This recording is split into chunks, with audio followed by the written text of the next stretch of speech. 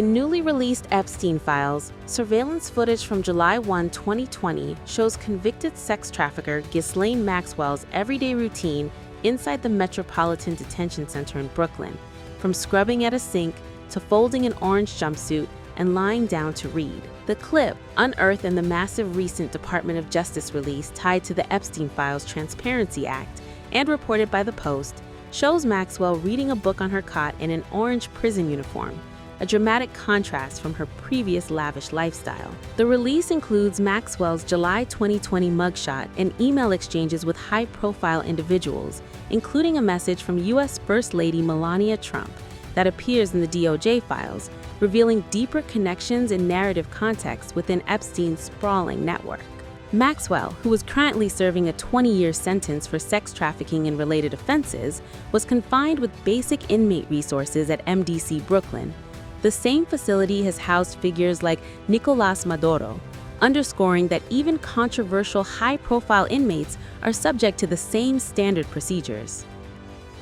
In August 2020, just days after extensive interviews with Deputy Attorney General Todd Blanche about her role in Epstein's network, Maxwell was moved to Camp Bryan, a minimum security federal prison in Texas, often dubbed Club Fed.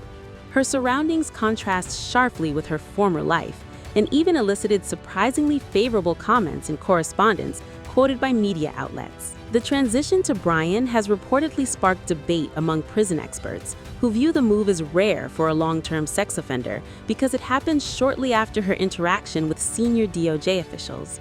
This has fueled speculation about reduced restrictions once she started cooperating with investigators. Newly released correspondence and reports in the files also reveal Maxwell's meticulous attention to prison routine, folding bedding and resetting her small cell space before reading, a mundane detail that belies her notorious history as a central figure in one of the most infamous sex trafficking rings in modern history.